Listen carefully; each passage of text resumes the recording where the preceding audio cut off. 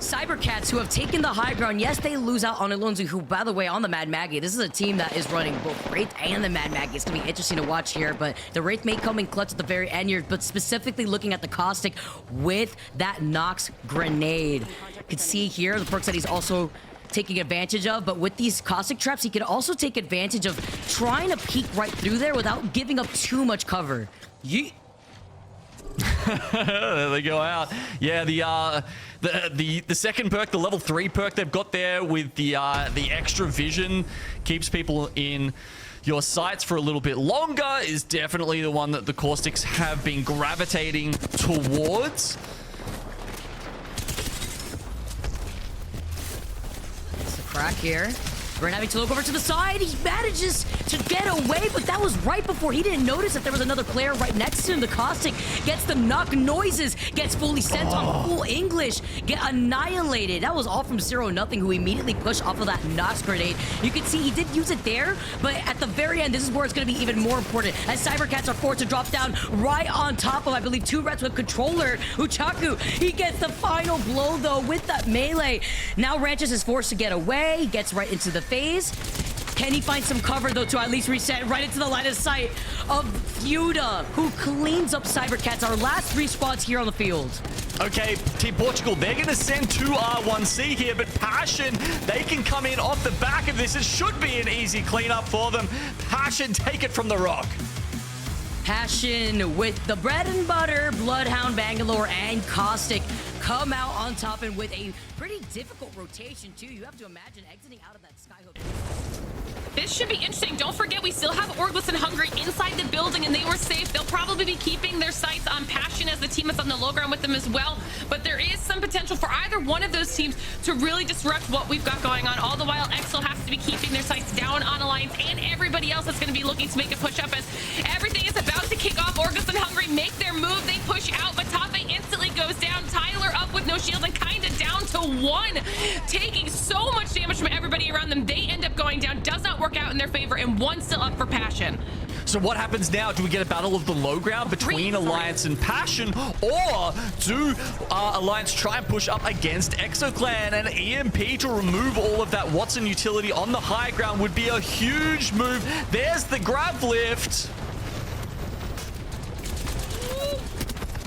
Oh, Alliance doing a really good job of managing all of this. I thought Passion went down to 1. They're still a full squad as well. Exo still raining down damage from above, knowing that they can just sit here comfortably until they are forced to make a move. Almost everybody on Reds, and you can see that, like you said, this is Exo's game to lose. Oh, they're just fish in a barrel right now. The last members of Passion getting bullied by ExoClan, who barely even take damage to close out the game. Great job on the prediction, on the positioning on behalf of ExoClan. This was a win that they desperately need. Right inside that next circle, as Cybercats fight for their life. Yes, once again, that is a Wraith on your screen. She's got Portal, as Ranches manages to get away, loses out on both teammates. Get dirty completely, 07, get eliminated in your feed. This is the bloodbath that we had mentioned. You saw that wrecking ball from the Mad Maggie. With the boost pads on the ground, Alliance landing on top of Team Portugal, gets 2 knock, and they immediately get taken out. All that work inside that building just failing before their eyes, and now Hockey's trying to get them suppressed fire as they try to get effect right back up to fight. Oh my goodness, Hockey's with the shots. Can a lucky clean up? Doesn't quite make it. No, it's ANC outplayed, and now Orgless N Hungry are definitely getting hungry. They try and shove outplayed into the zone. They do it successfully. Passion once again have made it to the very, very late game, but they have to contend with the Kraber of Matafe. They keep doing it. They try to capitalize. Matafe manages to try to get away, at least around the corner.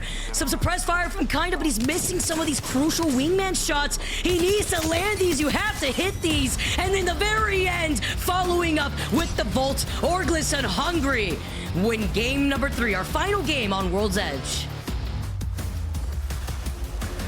Matafe says, you can take my players, but you can't take my wins. While Orgless N Hungry try to keep 2 rats at bay, Full English is a full man squad still looking over to see how they want to approach this uphill. This is why the command center area was so important to hold, even if you're denying yourself a little bit of Evo Shield here. But Orgless and Hungry have been fighting non-stop. 11 kills shared between the whole team before they fully send it onto full English. This is the green light now for Orgless and Hungry to just clean up on IL3. They take another game, this time on Stormpoint. Back-to-back wins for Orgless and Hungry. That was a very, very strong win for Orgless and Hungry as well. Like I said, we caught them time and time again, rolling through teams.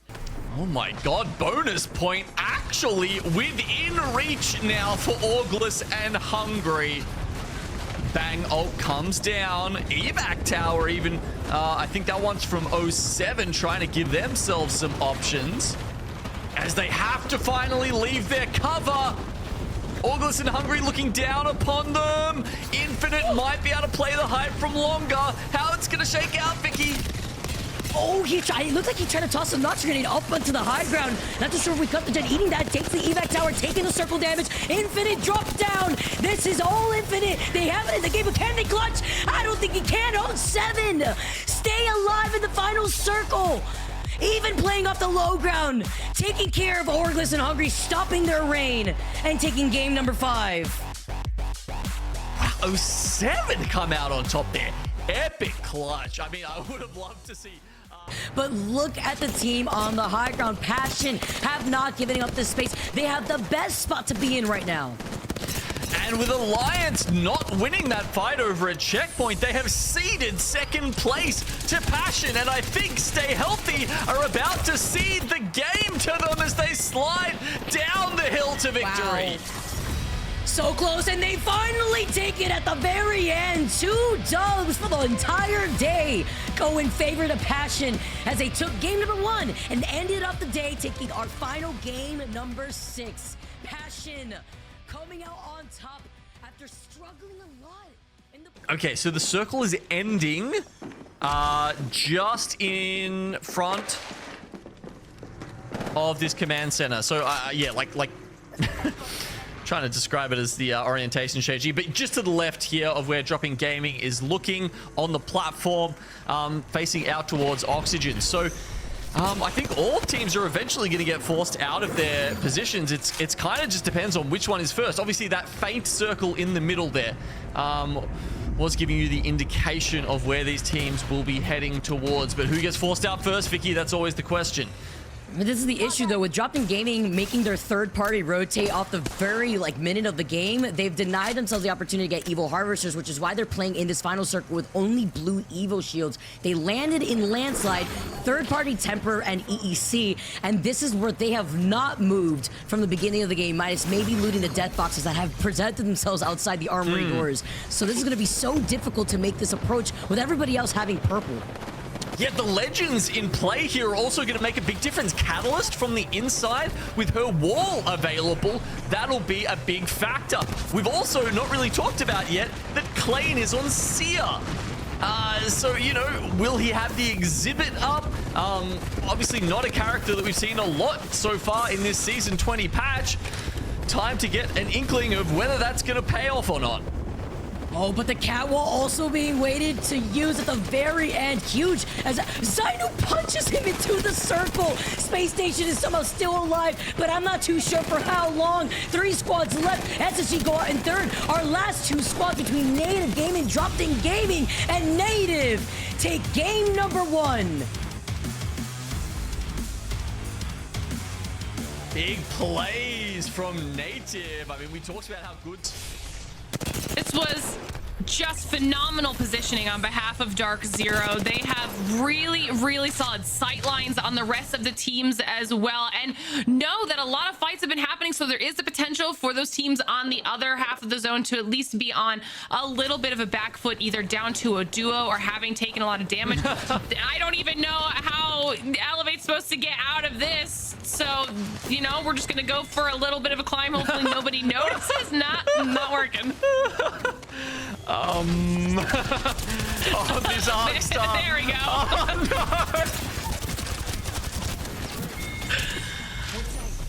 Oh, beautiful push out of DZ. They do lose Sykes, though, and this could be an opportunity for OXG to try to move in and clean up this match. They don't do it fast enough, so it's possible reset. Oxygen playing very conservatively here, and they are able to get a reset.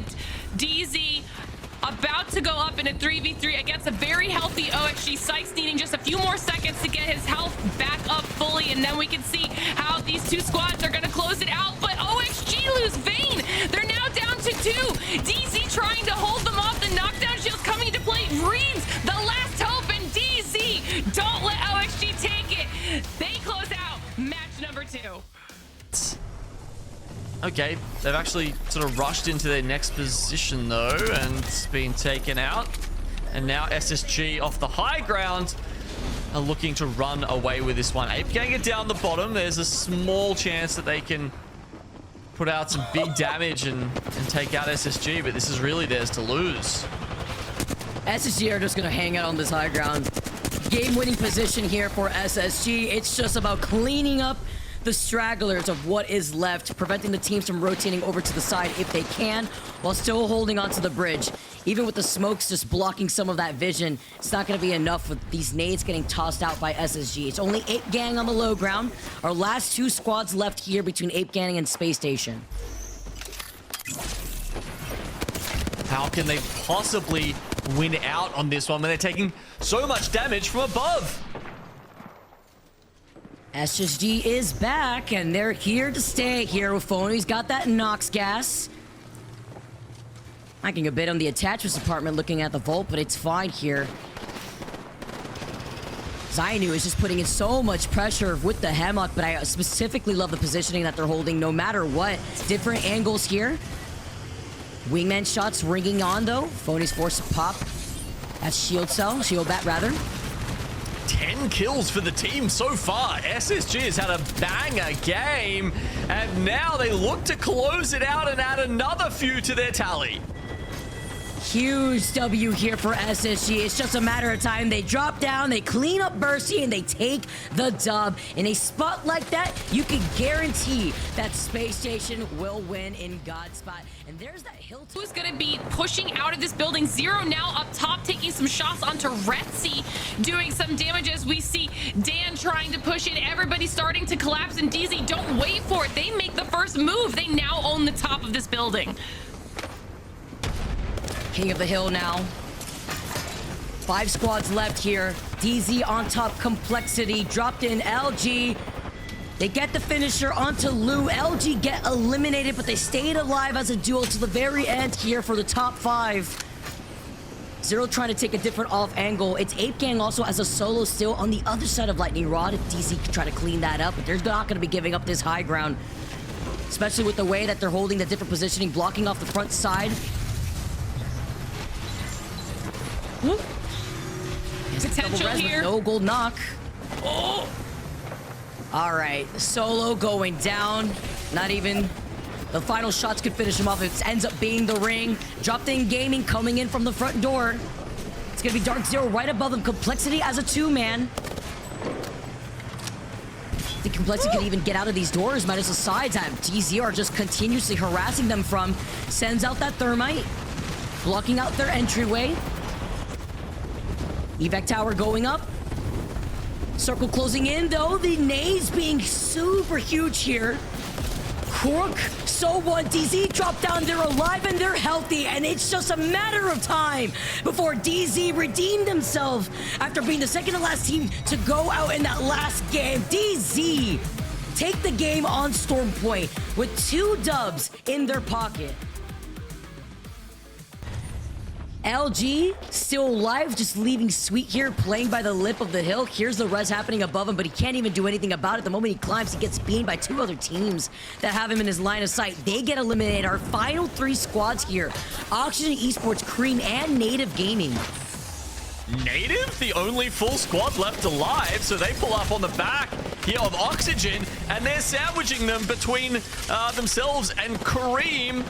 Now the duo of Cream have to try and pull out something massive to win the game. Native looking to take another game in their pockets for the day, taking the gravity lift up as the creeping barrage was called in. Rembo wants to tail them from behind, but with a 3-man team getting the damage advantage here, they get 1 knock, and the second one is put in the coffin as Native Gaming take their second game here for game number 5. You know, on the plus side too, this is one of the first times, final moments here that we're seeing LG as a trio. Okay, they are no longer on the back foot. The Moby coming through, getting reads in to at least not be that solo round. I doubt anyone is going to allow this to happen, but the wingman might provide enough damage in the hands of Aiden to deter anybody making a crazy push. Yeah, it might be safer to just allow that res to come through and focus on the full trio. They know that it's directly in front of them, TSM and LG right on top of each other on either side of this rock, and it could potentially now come down to OXG taking an opportunity to try and do damage between these two teams. Instead, OXG makes the first move. Oxygen tries to contest here. TSM LG wrapping around the other side of the rock, not trying to fully commit just yet. TSM knows that it's just a duo from Oxygen. They got the scan originally before the circle started closing in. Taking their time, the barrage coming in.